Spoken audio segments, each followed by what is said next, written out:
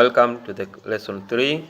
After having seen the concept of classroom engagement in the lesson 1 and also the benefits of classroom engagement in the lesson 2, today we're going to see the strategies of engaging students or strategies of classroom engagement.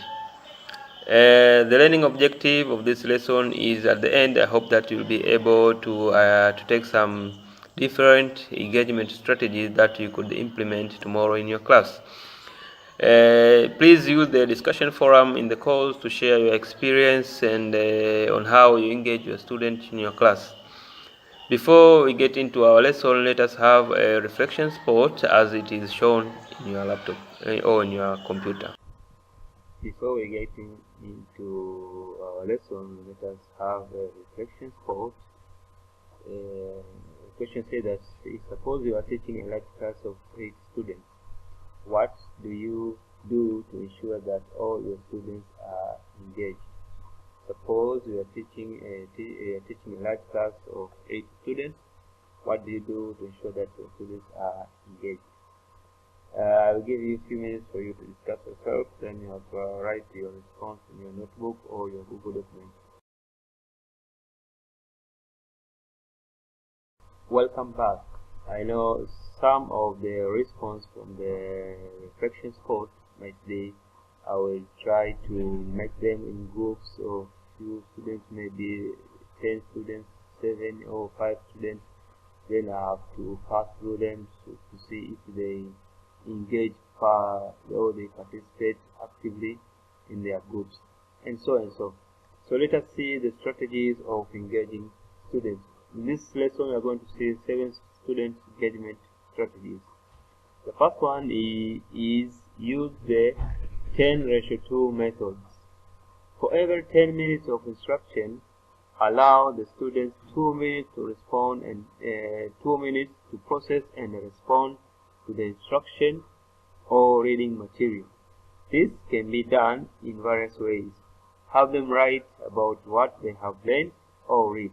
Have them ask or write down questions they have about what they have read or learned.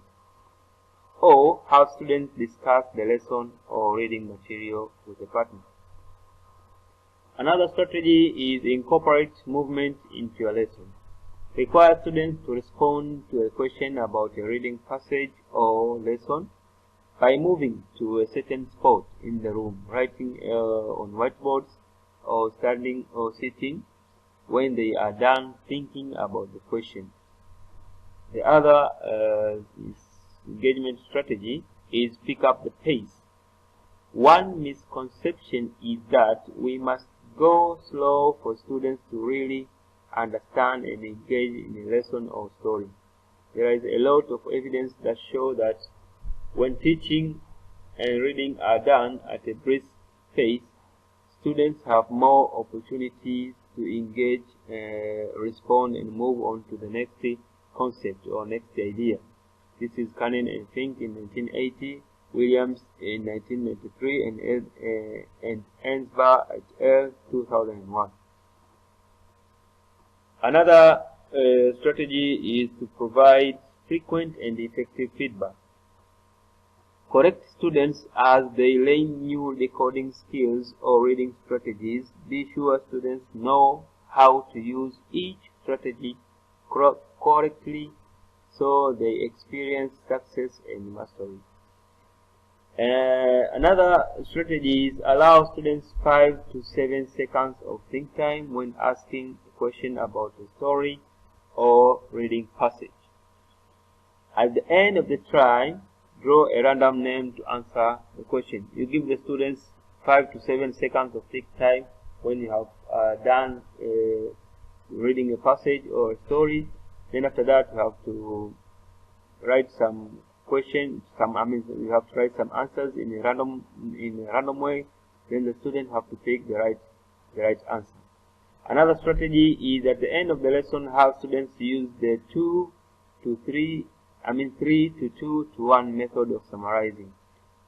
In this method, the students have to recall 3 things they have learned, 2 interesting things, and 1 question they have about what was taught or read.